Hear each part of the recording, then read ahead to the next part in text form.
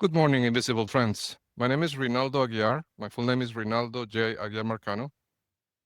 And today is July 6, 2025, and it's about 8:35 a.m. Central Time. And I'm located at the 26714 Valleyside Drive, Katy, Texas, 77494. So good morning. And I wanted to say this video is part of the series Rapid Fire Tips for Law Enforcement and part of the campaign that I'm advancing to bring Diosdado to justice and bring Diosdado to the US. So in light of this, let's call it activism that I'm carrying out, I implemented this segment called Guess Who, in which I feature prominent members of the network that you may not think that they're part of it, but they are. And as I mentioned in all my videos, everything I say here is derived from the A2 database that was created by Elon Musk and Travis Kalanick from Uber, that was leaked to me by prominent Venezuelan figures like Diosdado Cabello and Vladimir Padrino Lopez in the process of harassing me with this database. And the database I made public so everybody can see it. And I built a search engine that identifies who are the prominent people and companies in this criminal network. And that is also public and it's available at XisList.org. Okay, you can go to that website and you can search for any address in the world and see if it's part of the network or not. And also, I reported over 1 million entities, over 1 million people, companies, and properties to the IRS that are part of this criminal network. And the official submission is available in multiple places. One is the website form211.org, and the second is via a filing of exhibits that I filed with the 387th District Court in Fort Bend County. And I plan to add it to the class action lawsuit I filed in federal court. Okay, so to begin today, for our Guess Who segment, let me introduce you to a very prominent agent of this criminal network. His name is Wilmer Ruperti. Okay, for people who are not familiar with the name, he's a Venezuelan, supposedly, that's how he's presented to everybody, as a Venezuelan magnate, like a businessman, like a tycoon.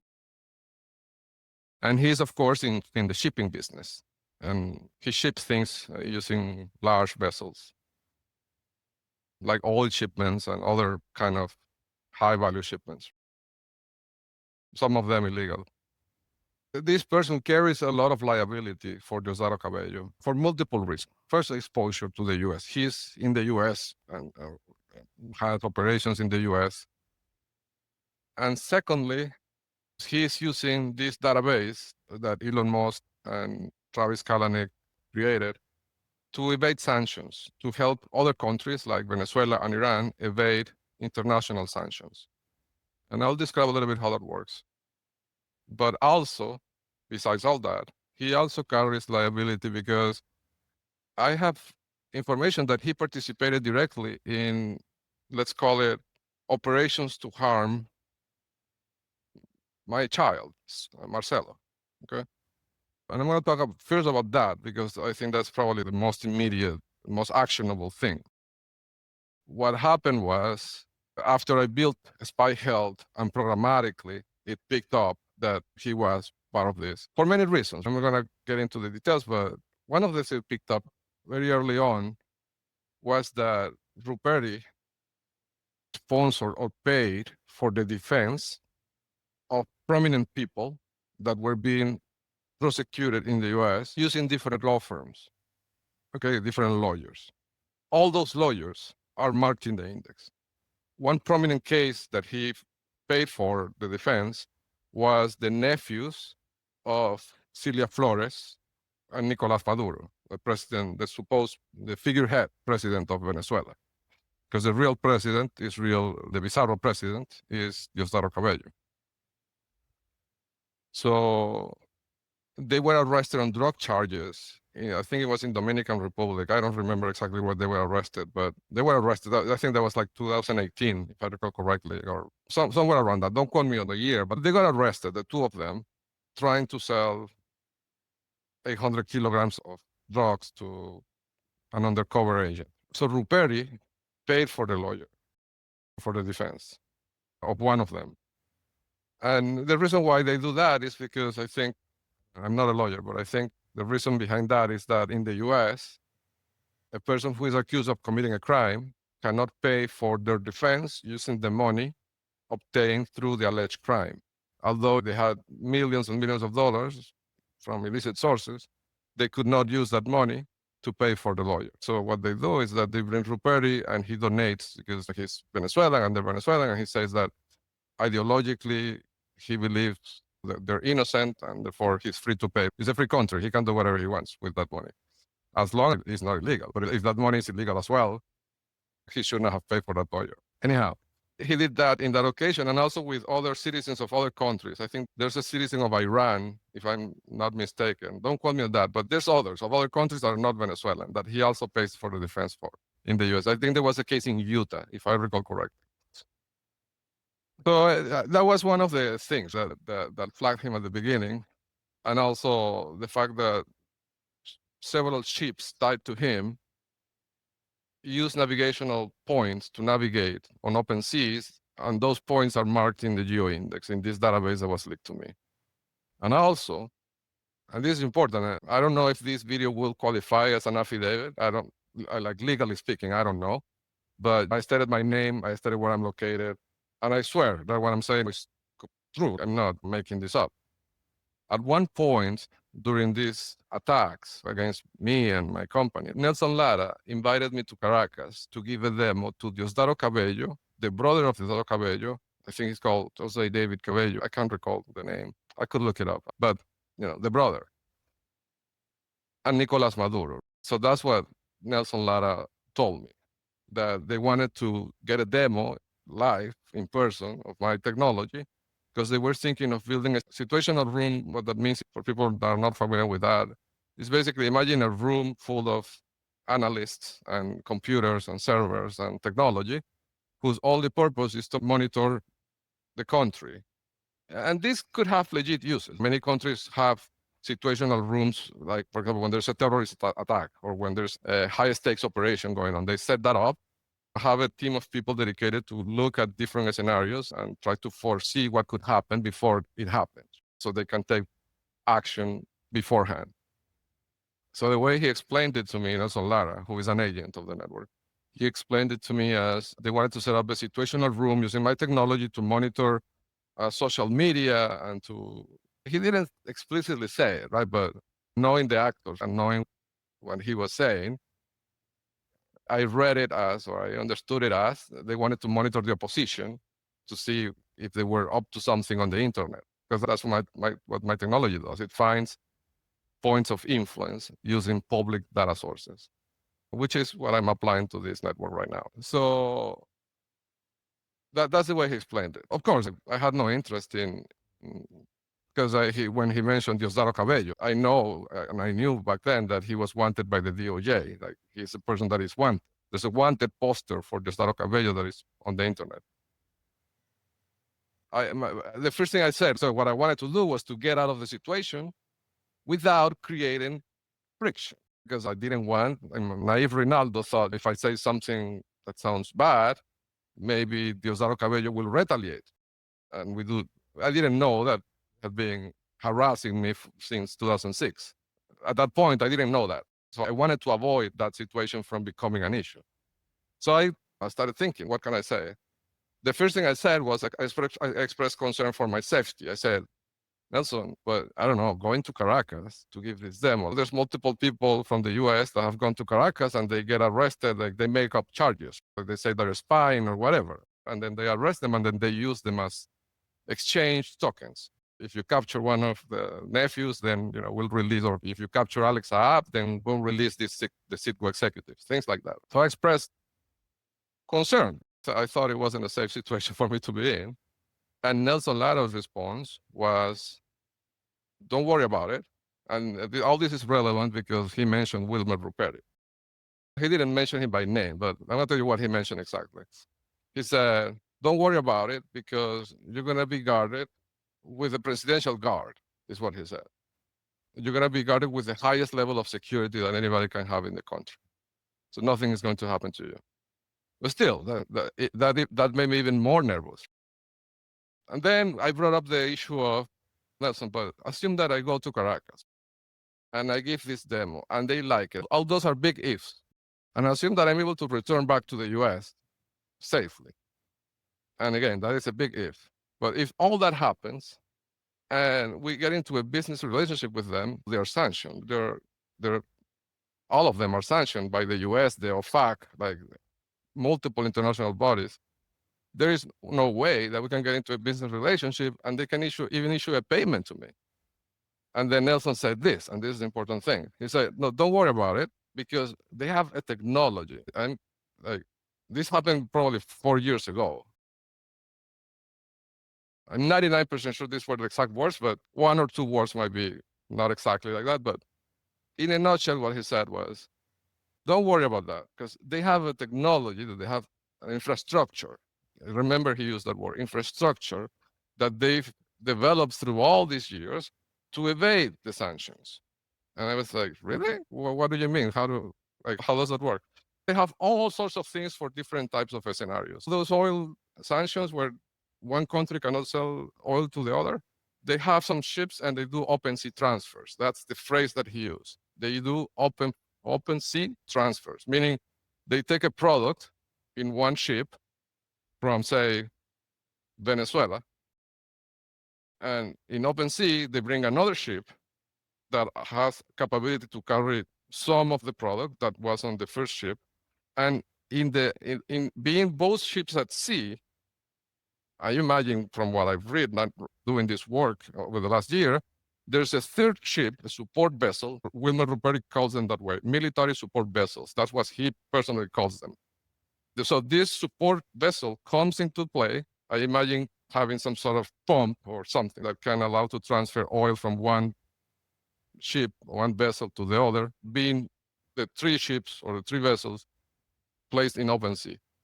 And then they transfer the product, and the first ship goes to the port where it was supposed to go, and then the second ship goes to another destination. And it's not traceable that it was carrying product that came from Venezuela, for example. So in that way, they can send products, oil products from Iran to Venezuela or from Venezuela to other countries. And that's how they evade the sanctions. So Nelson Lara told me that. And that was probably 4 years ago, before I captured the database, before Diosdado Cabello and Vladimir Padrino Lopez indirectly handed me this database. Now, when I get the database and I develop the technology, turns out most of the vessels that I could find on public records and public data sources that are tied to Wilmer Ruperti navigate through nautical points marked in this database. What that tells me is that they're using that database to coordinate these open sea transfers that Nelson Lara described 4 years ago. And this is very important because this is kind of confirmatory. I get the database, and now the database is confirming something that Nelson Lara told me 4 years ago. It has to be true, what Nelson Lara told me. So this validates everything that Nelson Lara told me 4 years ago, including that Diosdado Cabello, his brother, and Maduro were inviting me to Caracas, and I would be guarded by the Presidential Guard. All that has to be true as well, because it was part of the same conversation. All this happened in the same phone conversation. That's also why I think he carries a lot of liability, and also importantly, because he connects Elon Musk to Diosdado Cabello. He's the juncture point. From a legal standpoint, he is what joins the 2 crimes together. So this is a very important person in terms of liability. And in terms of the harm to Marcelo, what happened was, when I, using technology that I developed, put all this together, all these points together, all these pieces of the puzzle together, I posted about this on my website. They immediately reacted to this.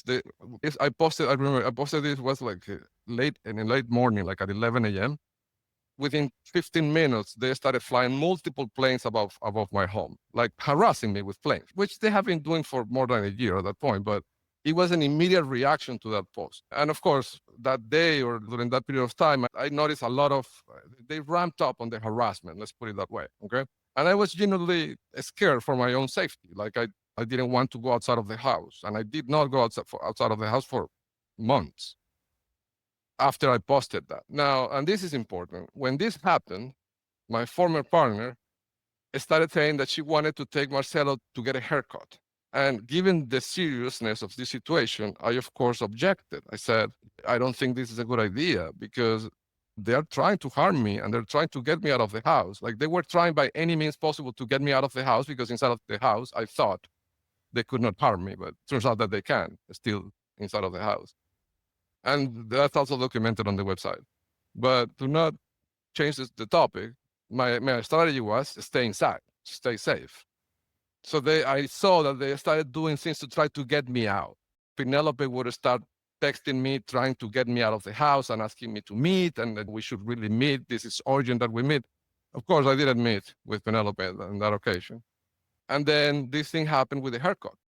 My former partner starts with this campaign of wanting to get a haircut for the child. And I tried to reason with her. I told her, listen, this is not a good time. Things are escalating. Like I'm afraid that they might do something to the child to get me out of the house. But she insisted. And at the end, she said, I'm going to take him to get the haircut. And she took him to this haircut place called Sharky's Cuts for Kids. It's located on 99 in Kingsland Boulevard, I think. It's next to a Kroger store. And she took him there. The Sharky's place, of course, is marked in the GEO index with a high paramilitary score, the haircut place for the kids. Because they do that. They target you with your kids. That's their thing. They target you with things that make you vulnerable, and your kids are a no-brainer for that. So she took him there, and after he arrived from the haircut, he started developing, he had some signs of respiratory distress. And I suffered from asthma when I was younger for years, and I know these signs, these symptoms very well. When I saw him, the way he was breathing, I got really scared because I saw that it was an allergic reaction. It wasn't asthma. It was an allergic reaction to an allergic agent. It was very aggressive. And as time progressed that afternoon, every hour, it would get worse and worse, right? When it was about 7 p.m., I'm sorry, this is a bit hard for me to talk about because it was a very stressful day.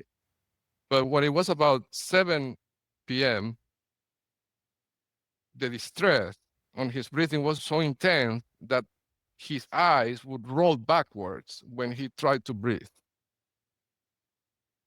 At that point, I was sorry.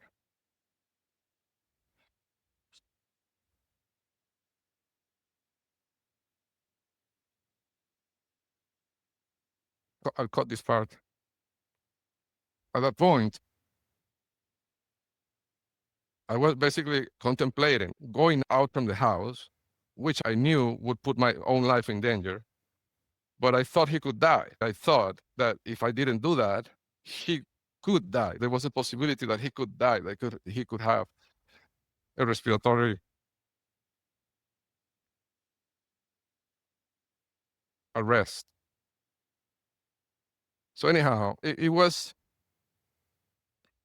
a very close call. I was seconds away from leaving the house. And I honestly believe today that if I had left the house, they would have killed me. Maybe they would have caused an accident or something. Maybe they would have killed all of us in the car with another car or whatever. But anyhow, so what I did, I had some medications that his doctor had prescribed to him like a year ago.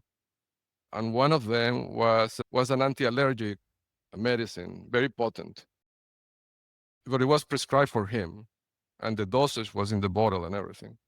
So what I did was, my logical thinking was, since I know that this is probably allergic, because if it was a virus, it could not have developed, unless it's a very aggressive virus, but in such a short period of time, it could not have incubated that fast.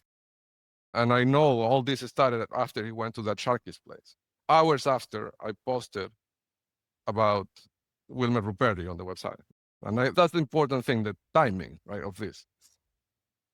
So I gave him that anti-allergic medicine, and he calmed down and went to sleep. I monitored him through the night, and he woke up again in the middle of the night, having trouble breathing. We gave him another dose of the same medicine, because this also makes him sleepy. So also that helped him, because he was distressed. And I know, because I've been in that situation, when you have an asthma attack, If you panic, it's worse because you're not breathing, you're not getting enough air, and your immediate reaction is to panic. But if you panic, that actually makes the situation worse. So sleeping probably helped him as well because he could not panic if he's sleeping, right? So anyhow, he survived the night with that technique. And then he got better quickly the next day. But because of the timing of this and the seriousness of the accusation and the amount of money and power this man has, it seems to me like it was designed by him and his team. So the SEBIN, the Venezuelan intelligence, working for him and the Estado Cable. I think there's a lot of ammunition there for the free world to really do some legal damage. Okay, so I'm gonna move to more light subjects because this is really hard. So I want to talk about rotating objects, okay? And as always, like when I talk about something that is not my area of expertise, like if we talk about clicks or Google search ranking, I know what I'm talking about. But these things, I'm applying logic. Like I'm throwing logic at the problem, which is what I do. When I have these situations, I throw logic at it. It's the only weapon I have, logic. And I've researched technical concepts to see if there could be grounds for this observation. And there seems to be, like, it seems like it could be a thing. But I want to make the disclaimer that I'm not an expert on this. So please, if anybody watches this video and have the ability or the power to consult with an FBI expert on this specific area of radio frequency, please forward this to them because you need to talk to an expert. This is just an observation of what I'm going to say. So this is what I've noticed. Okay, so for context, long time ago, through like years of observation of how they intercept my cell phone and my satellite Starlink connection, I formed mature ideas on how this thing works, the interception of radial. And now I'm going to talk about something that's very technical. So I'm going to use technical terms like radio frequency devices or directional radio frequency signals. And the intersection methods are different that they use, different methods, and they're both of them documented in the website. So if you're interested in the topic, please check it out. But in the case of radial devices, so a radial device is a device that emits the signal in all directions at the same time, like your cell phone. That's why near where you are, there are multiple cell provider towers. And these are these tall towers that have antennas on all 160 degrees.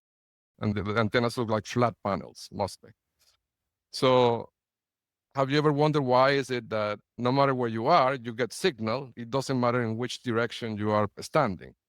The reason for that is because your phone radiates the signal in all directions. So it could hit one or multiple towers. It doesn't matter in which direction you're looking. So in the case of that, I've noticed a long time ago that the technique seems to be traveling on a perpendicular path towards or away from the target. I'm making this with my hands to kind of show the idea.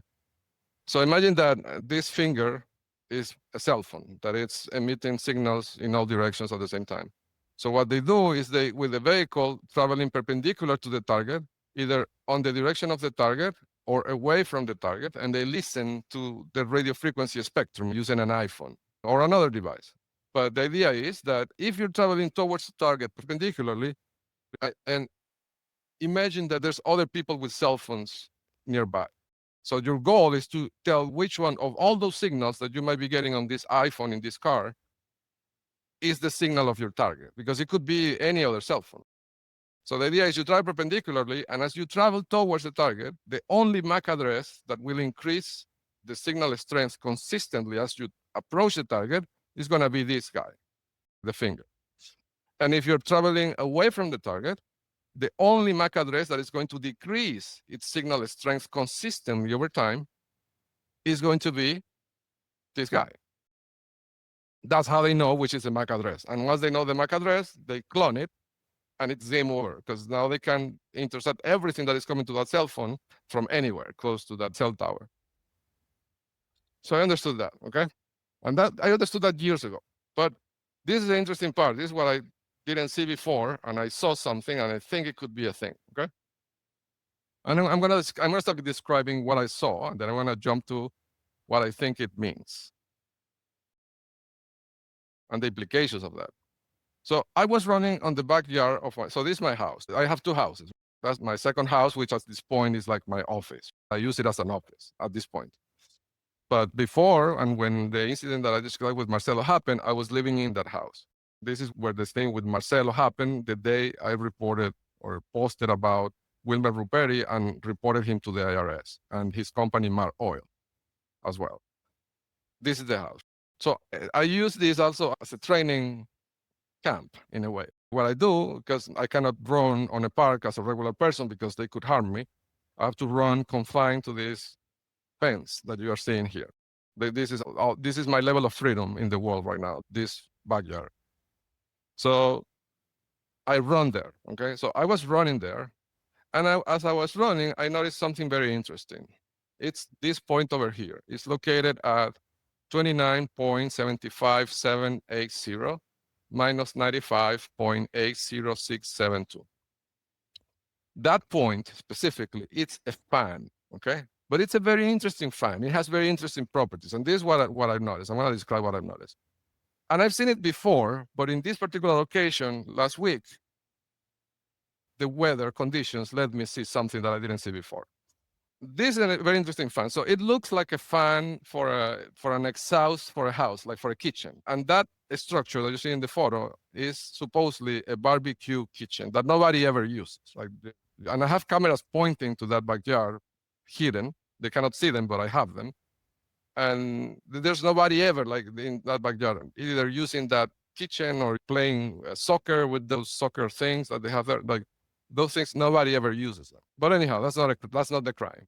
So I've noticed that's an exhaust. Okay, that is a fan to take the warm air from the kitchen or the kitchenette that they have there outside of that structure. That's the goal. But it has a very interesting shape. If you look at it, it's an exhaust that is cylindrical, and then on top of it, it has a structure that looks like a mushroom. If I describe it, it's like an ellipsis. Yeah, it looks like a mushroom, basically, or like the hat of a chef in the comics. That's the shape it has. The other interesting property is that it has like blades. I'm looking at all this from afar, so my observation might not be 100% accurate, but it looks like it has blades. Yeah, like structures made probably of metal that are placed on this direction towards the sides. Think of it as if it was like a fan, like a pedestal fan that you would use normally in your house, but the blades rotating on an axis, rotated 90 degrees, something like that. And again, it looks like a mushroom, okay? And it's rotating all the time, okay? Now, one thing I've noticed is that I've noticed a few things about the rotation of this object that caught my attention. One is that at that moment, it was rotating in a direction that would be antagonist to the direction of the wind, okay? Because one thing I thought maybe, because I saw that the thing was rotating, and I've seen it rotating multiple times, I thought maybe it's rotating because the wind is moving it, okay? But in this occasion, last week, it was rotating on a direction that would be opposite to that. So that's unexplainable. It's not the wind, okay? The other thing that was interesting is that it was rotating at a constant speed. If the wind, and there was a lot of wind that day, it was a very windy day. This was not the last time I went running, but the previous time. When there was these big streams of wind coming in, the fan would not change its speed, which is also interesting because it tells me that the speed is being controlled. Even if this thing was an innocuous fan, if it's rotating in one direction and you're seeing that it has these blades positioned in a way that would collide with the wind, if the wind speed changes, you would expect the speed of the thing to change. It should change because now there's this other force coming into play with a different strength. You should be able to observe some kind of change in the speed. I couldn't. It was constant, even though when subjected to extreme wind. Having this blade positioned in a way that would collide with the wind. So that immediately told me that the speed of this thing is being controlled precisely, in a very precise way. And I think it's by design. I think it's an important property of this device that the speed is constant, okay? So that got me thinking. It got me thinking about that technique of interception of traveling with a vehicle. And in that example, the interceptor, the agent, is traveling on a straight line with constant speed. Okay? So it occurred to me, and side note, I also saw a pattern in which months ago, right, when I was so I have to give you a bit of a backstory so you can get this part. I developed this system called the radio frequency eavesdropping avoidance system. A long time ago, when at the very beginning of the radio frequency eavesdropping avoidance system development, they were desperate to get the signal to clone the cell phone. And the way it worked back then was that when my camera, so I have the mailbox. So in my mailbox, which is here in this point, I have license plate reader cameras that can see 200 feet, 250 feet away. So the idea is, I'm going to zoom out so you can see the idea. So when the camera detects that a car is coming, even at the corner, I think even here, you can see it. So when the camera detects that there's movement, even if it's not a car, a cyclist or a pedestrian or something, it automatically shuts down the cell phone, the signal. It kills the cell phone. Like it turns it off for all practical effects. It turns off the modem of the cell phone.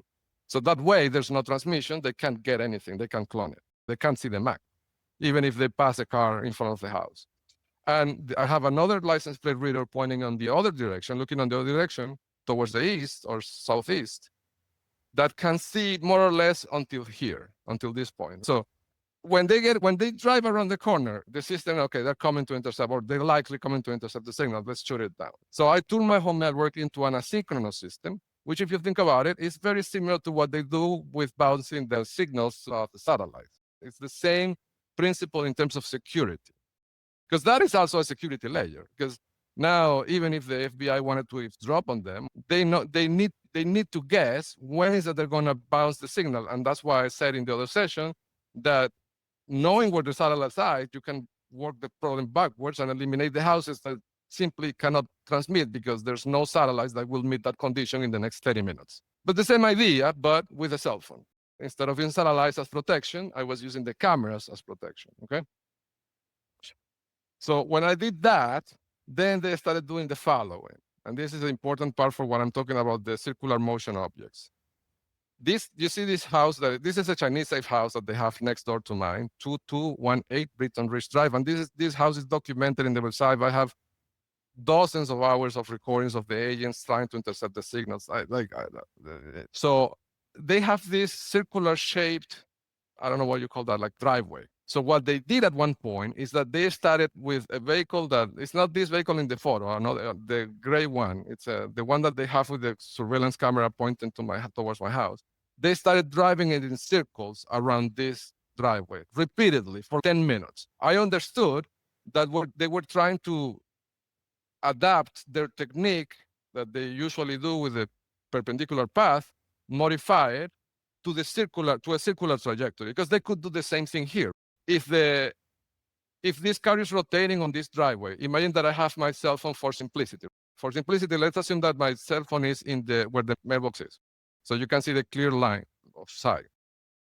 Imagine that they have this car turning around in this circle, doing circles. Well, for half of the phase, so from this point until this point, sorry, no, not even that. For a quarter of a phase, from this point to this point, the car will be, for a short period of time, will be traveling towards the cell phone. But for the other quarter of the phase, meaning from this point to this point, so for a quarter of a phase, from this point to this point, the car will be traveling towards the mailbox. For the next quarter of the phase, so from this point to this point, the car will be traveling away from the cell phone. From this point to this point, it will be traveling away. And then from this point to this point, it will be traveling towards the cell phone. So you see, by doing this circular motion, they can basically simulate the two scenarios for short periods of time, okay? That's what I thought at that moment. I thought this happened maybe 4 or 5 months ago. Marcelo was still at the home, I remember. So this was probably 4 to 5 months ago that they started trying this thing with the car, okay? Now, as I'm running last week, I see this fan moving at this constant speed even against the wind, maintaining its constant speed. So that led to the thought that this could be an interception device based on that circular motion technique. Also important, in this backyard, you cannot see it in this picture, but they have, you see this white structure here is supposed to be, and I'm sorry, even though I'm Hispanic and Hispanic people like soccer, I don't know what this is called in English, but when you play soccer, you know, the place where you try to get the ball into to make the goal, where the gully is working, basically. That is structure. I don't know what that's called in English, but that's what this white thing is, okay? Now, they have another one like this, but huge. It goes like from here to here. It must be like 30 feet wide. And it's as tall as my fence, which is a tall fence. I think it's 10 feet or maybe 11, I don't know. So they have a huge structure like this, but bigger, that basically goes across all these segments. So it occurred to me the following. So from these two things, I think I understood a lot of things. And I'm gonna tell you what I think. Maybe I'm wrong, because again, this is not my field. Maybe it's something, okay? So I think that huge wide structure that is, for some reason is not visible in this photo, they have it there. And they also have another structure that also seems to be deleted from this photo that has been there for a year. So it's not a question about the photo being old, because they have this thing here for more than a year. They have here like a huge, it looks like a bouncy, it's around here. It's green and it has posts that are taller than my fence. So they have line of sight to my home, okay? For some reason, it's not showing in this photo. Maybe the dog showed this photo, that's what I'm saying. And the gully structure that it's around here, it's also not visible. Anyhow, and this is my house, remember. So what occurred to me is that this could be a signal detector. What the problem I think they're trying to solve with that is directionality, okay? Because remember, cell phones radiate signals in all directions. So if this is a sensor, if this thing that they have here in this fan is a sensor, they have the problem that it could be picking up signals from everywhere, including from this house, the Lanham's house, which is also a prominent house. And this is where the SUV that was tied or co-clustered with Harold Martinez came out from. But anyhow, the problem they have is that this sensor could be picking signals from anywhere or from the Final Fix company that they have somewhere around here. It's another prominent agent that lives here that has a bunch of antennas and, okay. They need to eliminate all the other signals to determine which one is the one coming from my house, to know if it's, they have to narrow it down. They have to turn this radial signal into a directional signal for detection purposes. So what I think they're doing is that this gully structure that they have here is a signal detector, okay? And then basically the technique would be so if a signal is picked up by this gully structure first, before it's picked up by this sensor, it means that it's likely coming from my house. And you can do this with the timing of the signal. You can detect that because this distance is about, let's say that it's about 75 feet, 80 feet, but this for simplicity, let's say that it's 100 feet.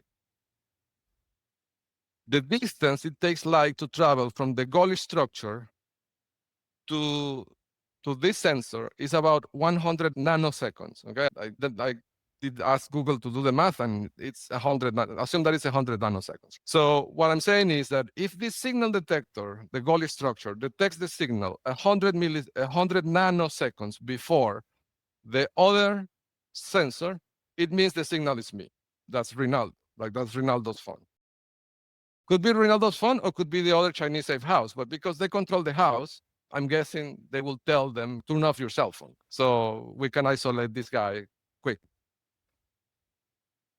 And if not, they know they have the MAC addresses of the cell phones of those agents. So they can just eliminate them with the MAC address. They don't even need to tell them to turn off the cell phone.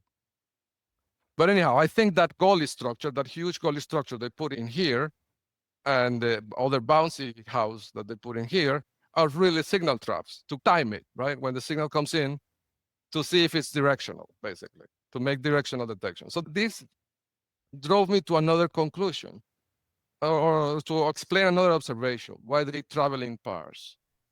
when they intercept me with the cars. It's because of that, because if I'm driving, if my finger is my car, and they have one car in front of me, and they have another car 100 feet away, with that setup, they can record the timestamps of the signal detection, and that means, sorry, this has a deep weakness, if this is what they're doing. I'll tell you what it is. Huh. So this means that they could isolate, they could turn a radial signal into a directional signal for detection purposes if they have 2 points, that they know the distance between the 2 points. So I think that's key. Now, if this is true, if this is what they're doing, it has a flaw. And the flaw is that they would require all those clocks to be precisely synchronized. Why? Because the mechanism of detection of the signal is based on timing. And if you have this and the timing, because this is traveling at the speed of light over a distance of 100 feet or so, the timing is in the order of 100 nanoseconds. So this has to be very precise. That you have to know the time in these 2 clocks. And this leads to a well-known problem in distributed system, which is the universal clock problem. For people that are not technical and are curious about this, you can look it up in Wikipedia. It's a well-known problem, and it's a very difficult problem to solve. And I say it's a weakness because if they're really doing this, they need to keep those systems synchronized. And the only way to really do that is doing, well, actually, this is interesting. Wow. This is really interesting. Okay, so the way the people in the free world would solve this problem would be, basically, you would have an external system that would set the time for everybody. And this is the reason why Google has the Google official time. This is a thing that you can look it up. Or Microsoft has the Microsoft official time, because they need to keep their systems synchronized, and these systems are deployed across the planet. So they need a universal clock, okay? So it's a web service that you hit and tells you what is the universal time of Google. But of course, if they're doing that, if they're using that, then it's a weakness because it shows collusion, okay? Because all these agents are synchronizing their clocks when they're following the target. It's a tell. But now what I thought just a few seconds ago is that maybe the people in the communist world synchronize their clocks differently. And it just occurred to me that they could do it with the same satellites, because they know, how do I say this? The presence of a satellite in a specific position is a clock that marks the time. And they have this constellation of 7,000 satellites orbiting the globe all the time, passing across every single country. A way that you can tell what time it is in this universal system is by looking for the presence of a specific satellite in the sky, which an iPhone would be capable to do. And that might explain also why they have to keep those iPhones in the windshield. Yeah, this is a very interesting thought. Maybe that's how they're synchronizing their clocks, with the satellites.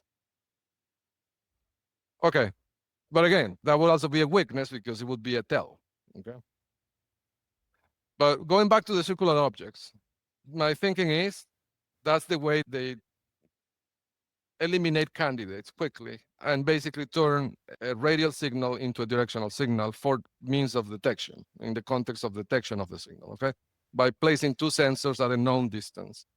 And when you think about that, so I thought 100 nanoseconds seems like, because that's a short distance for light, for something traveling at the speed of light. Can you really make that calculation that quickly? Can you really time those 2 events with such precision?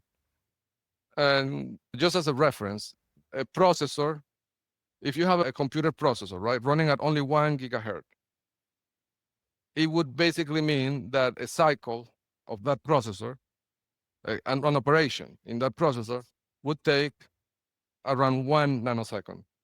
What this tells you is that you can basically run 100 times the clock in that CPU during the time window that you could have to make this detection. That's not true, because I'm thinking that if you want to do it real time, like if you want to do it real time, what I'm saying is with a 1 gigahertz processor, you would be able to do around something like around 50 operations, very basic operations, add, subtract, things like that. So if you are able to do this computation with 50 or less operations, you can do it real time with a 1 gigahertz processor.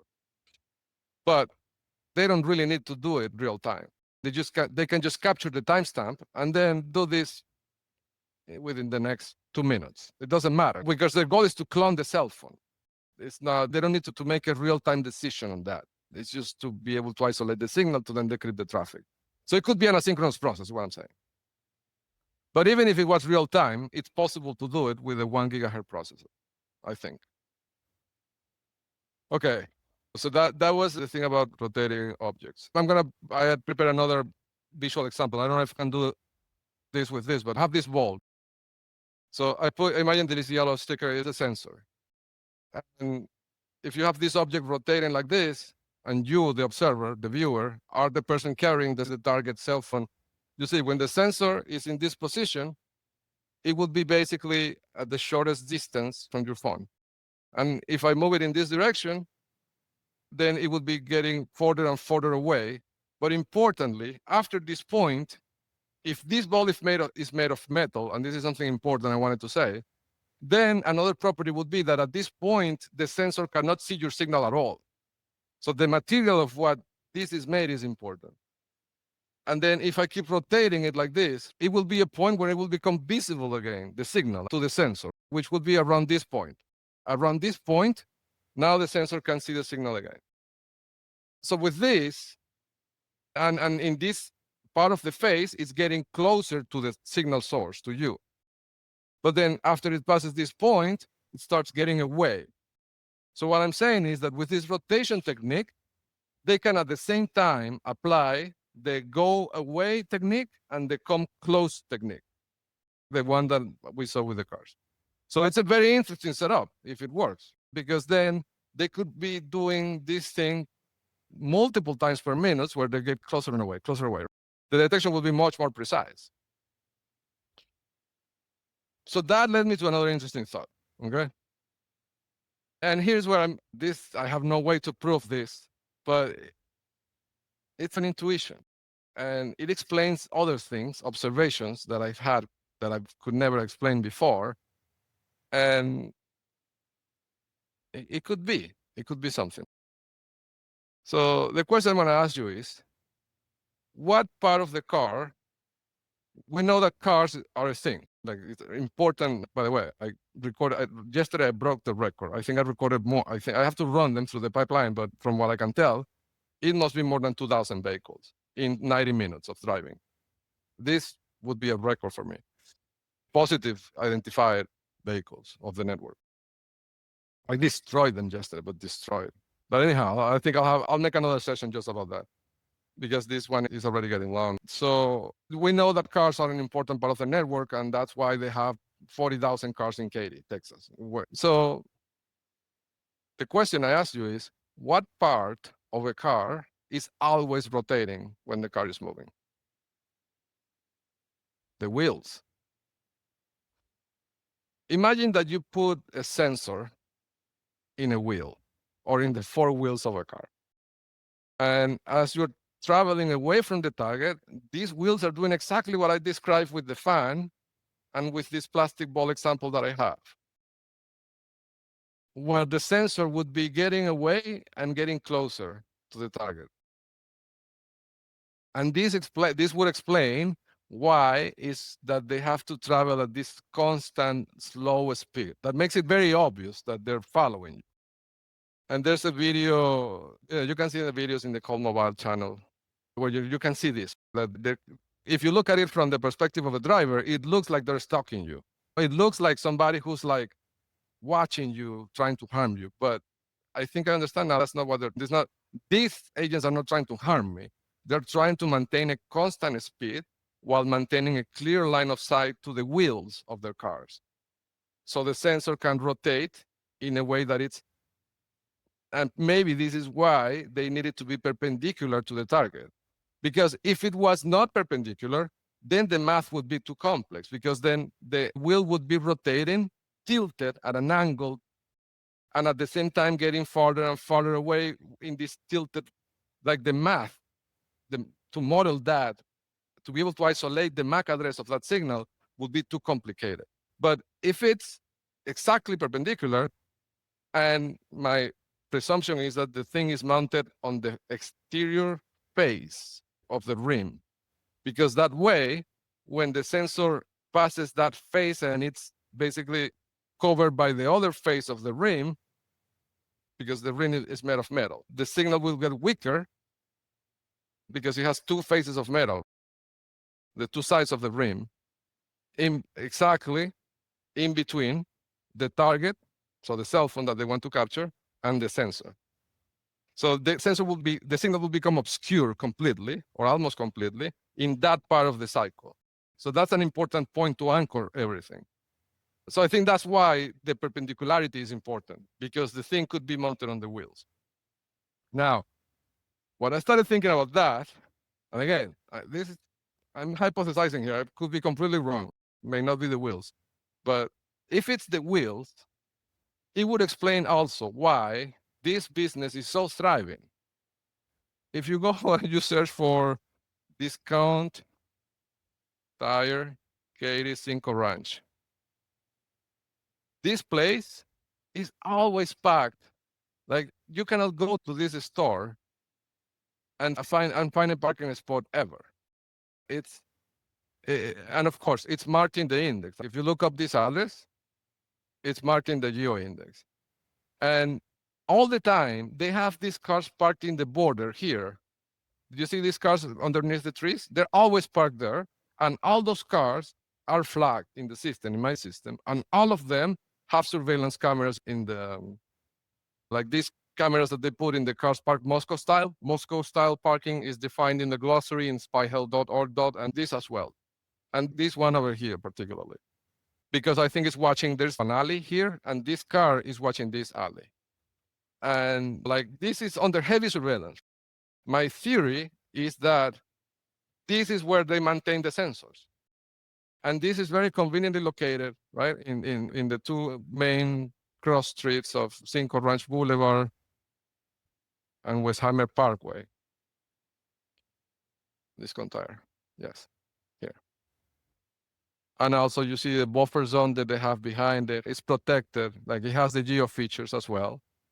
Yeah, so that could be the reason why maybe this place is always packed. And I remember, even before all this started, like even before I became aware that I was under physical surveillance, I'm talking about 4 years ago, I in some occasions, I made the comment to to my former partner, and to Francisco Castillo, who's an agent, about this place being always packed.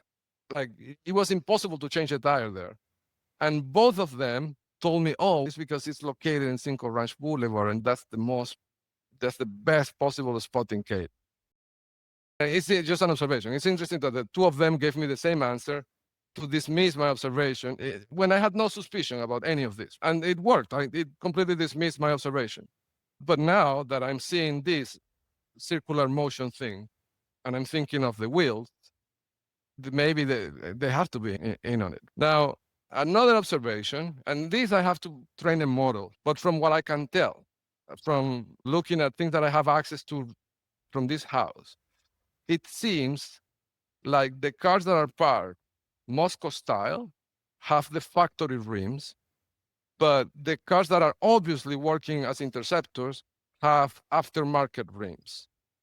And this is important because I think if you were going to do this, the Chinese would probably embed the sensors in the rim. I don't think they're going to put an external sensor, attached to the rim in a way that if they get a flat and the police comes, the police officer that is not controlled by them, then the entire network is discovered. So I think the sensor is probably embedded in the rim itself.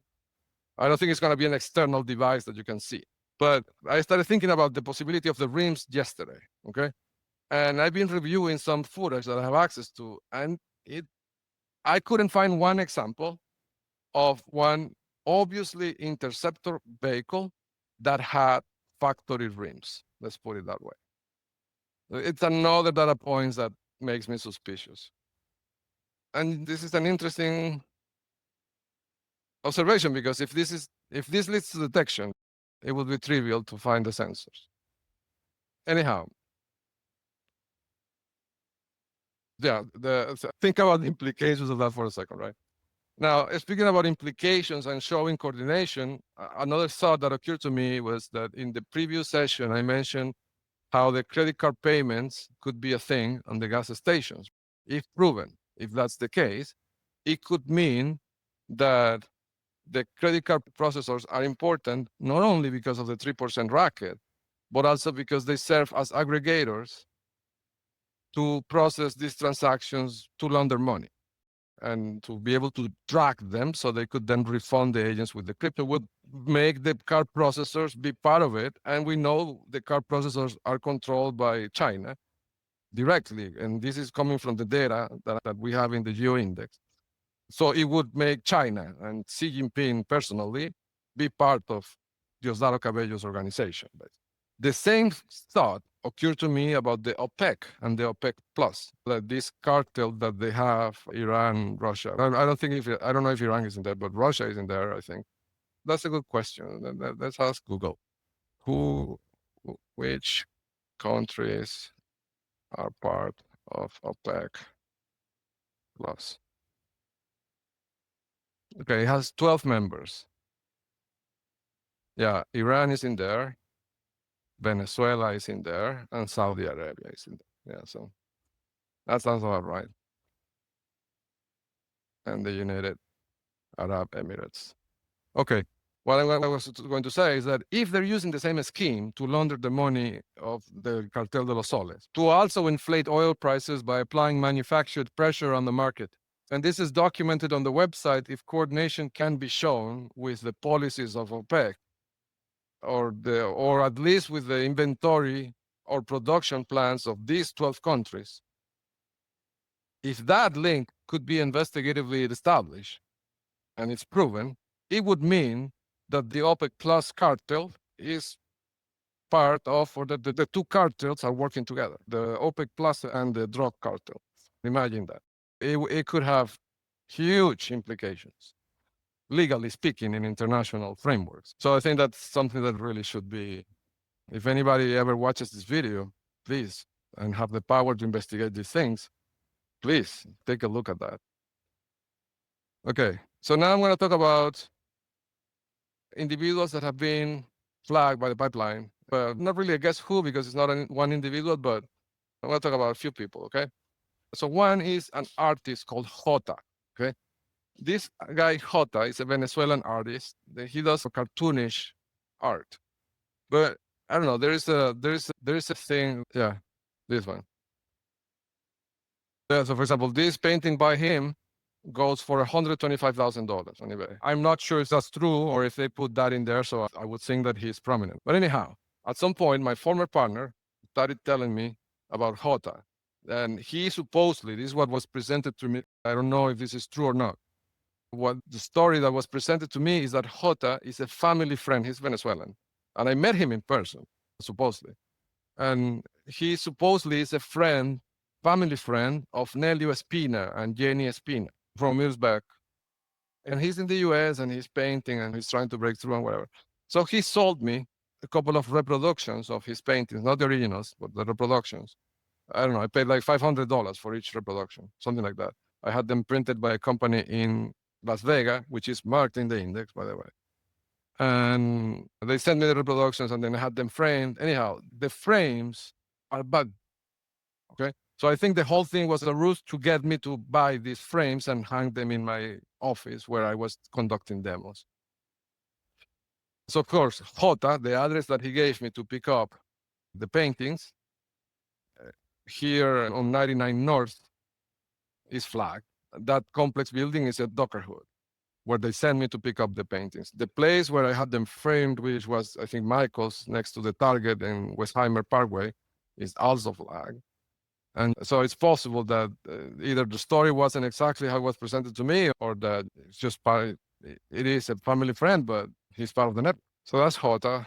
I also want to talk about a couple of, I call them clans, okay? A clan in my jargon is a group of people that are family, okay? And they are part of the network and they work together in this network. And notable examples of these are, for example, the Carmen Defanti, the husband, and the daughter.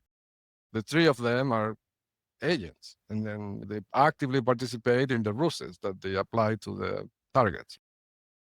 And the ruse and the harassment, Carmen Defanti, all this is documented in the website. So anyhow, there's a couple of clans that I haven't mentioned verbally, and I'm going to mention them. One is the Key clan. So the last name is Key, Key, and this includes Josefa the Key. It includes Jocelyn Key and the two brothers, who I believe are in Canada. All of them are marked in the index.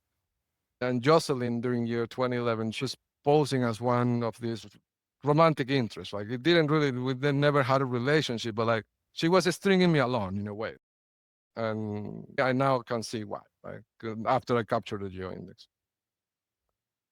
Let me see. The other clan that I want to mention is the Molero clan. Okay, and this one is important because it may carry a lot of liability. So this is another example of these cases in which my former partner told me that these were family friends. Okay, and all of them are marked in the index. The Moleros, and they're here in Katy, and there's one that is in Florida. All of them are marked. So the Moleros, they're a couple, same as the Keys from Venezuela, from the oil company from back in the 80s. Like my parents knew them. I think the Moleros lived close to my dad at some point. There's close connections to my family, is what I'm saying. So the Moleros, they have a son. The son is here in Katy, and he has a house that is marked in the index and falls in the 6 channel, which is intelligence. So the son of the Molero clan is part of the 7, okay?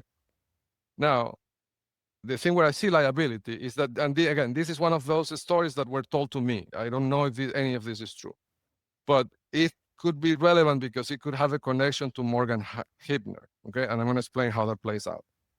So when my former partner and I started dating, and we had this conversation about Salvador Mendez, who was my former partner's husband that Morgan Hibner supposedly helped divorce 11 years ago. My former partner told me that he was crazy, like that he had mental problems and all these things. And she told me that after they separated, he went and moved to live with this son of the Moleros. I think his name is Jose David, or I don't have my data here, so I don't know the first name, but I have it in the system. I just don't have it in my head right now. I don't know if it's Jose David or something like that. David, or something like that. So supposedly, Salvador Mendez went to live with this Molero guy, okay? He's younger than me. He was probably born something like 84, 85, something like that. This Molero guy is very good friends with Francisco Castillo, who is a prominent agent and did several things physically to me. So that's that connection as well. So anyhow, but the story goes that Salvador Mendez, after he was declared crazy and had these episodes, he went to live with the Molero guy. And then the story goes, at some point, he supposedly had a crisis. I'm talking about Salvador Mendez. And that crisis was so huge that he had to leave the country and move to Venezuela. This is what presented to me. But so the story goes that when he had that crisis, he was living with this Molero guy in his apartment. And he had this crisis that he started suspecting Salvador Mendez, supposedly, in his altered state of mind, started believing that this Molero guy was trying to poison him with food. I'm not making this up. This is what they told me. So in that situation, they had a fight. This is what they told me. And then the Molero guy supposedly called 911. Okay, and the police came and everything. And after that, he moved out from that apartment, and shortly after, he went to Venezuela, and my former partner asked me to pay for the ticket, and I paid for the ticket. I'm saying all this, it might be relevant, because if that 911 call happened, it must be recorded, right? It must be recorded somewhere that this Molero guy called the police on Salvador, and the police came and all that. If that is not recorded, it points towards that it was a fabrication. that all this was a fabrication, all this story. But more importantly, it shows that, or it could show that this Molero guy was involved in the setup of this thing from 11 years ago. So that's why I'm mentioning it. Okay, another person that, and this should have been on the Guess Who, but I forgot to put it there, but the inventor of Java, James Gosling, is marked in the index, prominent. And interestingly, he was inserted in, so when you join Google as an engineer, your first week is what they call the Noogler class. It's a week in which they teach you internal systems and how to function within the company, basically. And James Gosling was in my Noogler's class, sitting next to me. Imagine that. It's, if I could give you an analogy, this is, I don't know. This is if you were an eye doctor. Imagine that you're an eye doctor and you are starting to work for an eye clinic, and they tell you we're gonna give you a week-long induction, and they get you in a class, and to your surprise, when you sit on your desk, next to you is the guy who invented LASIK. That would be an analogy. This guy is like a celebrity in computer science circles, and they sat him next to me during the entire week. I imagine this was part of one of those intellectual property ruses of that David Hines, so to then discredit me somehow, or in a way that would be provable that he and I interact. Also, Anna Hergy, Associate Director at the Whistleblower Office Internal Revenue Service, has been flagged. The last thing I'm going to say today, it's just an observation. It might not be the case, but it's something that I believe, I think could probably be the case. So I was thinking about the Havana syndrome. Like this thing, supposedly is a secret weapon that the Cubans have in the island that makes people in the embassy sick, and like it's unexplainable. Nobody knows how this weapon works. I was thinking about this, and I thought if they really had it, they would have already used it against me. Like they've thrown everything they have at me, and they're not going to throw this one. I'm just starting to think that it's fake. That is one of those one of those psychological tricks of we have a weapon so advanced that you don't even know how it works. You don't even know if it exists. That kind of thing. But I suspect it's not real because I would have seen it by this point. Going back for a second on rotating objects, there's one more thing I wanted to say, is that there is a thing that there is an object that also is rotating, right? In a way that could be consistent with this technique.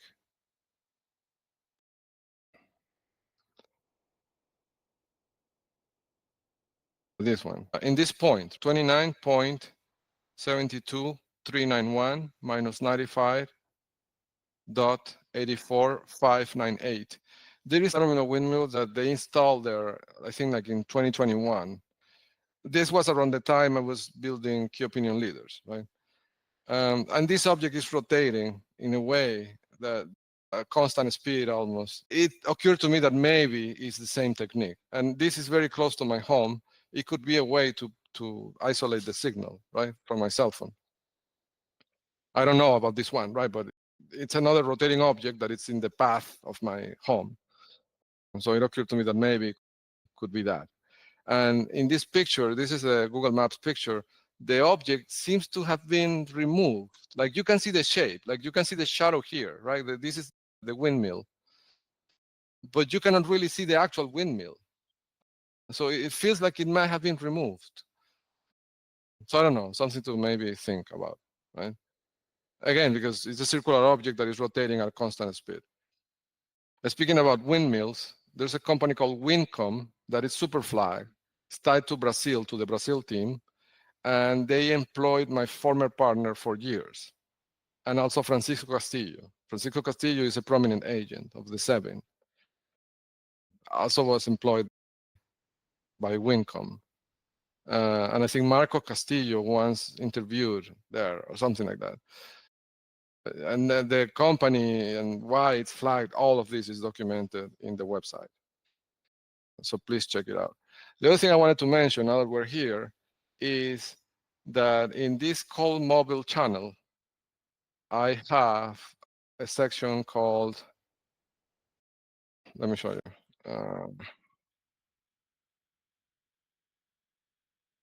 If you click on posts, you will see things that I've posted with text and images. And I want to shed light on this one. It was during the drive yesterday. There was a sheriff vehicle parked in a driveway at a house that is marked in the Elon Musk GeoIndex, surrounded by houses marked and by spy vehicles, by surveillance vehicles parked Moscow style. And all this is documented here in this entry, okay? And the other thing that was interesting yesterday is that I went to this apartment complex at 24,758 Grand Harbor Drive, Katy, Texas. So it was marked. I went there on purpose, right? And within that complex, there is this curious area. I'm going to play the video so you can see it, but see this garage look like garages, right? But on the other side, they look like offices, like they have doors, but no windows. And you see the depth is not for it big enough to have the two things. Like you see the doors? All these are doors. Like they look like small offices. And outside of this area, there were 5 vehicles, I believe. All of them are flagged in the system. So my guess is that this could be a surveillance outpost of the 7 hidden behind the dumpster, because those vehicles were tied to 7, to the Venezuelan intelligence specifically. So that's another interesting data point. Anyhow, I'm gonna close this one here, and thank you for your time, and see you on the next one. Thank you.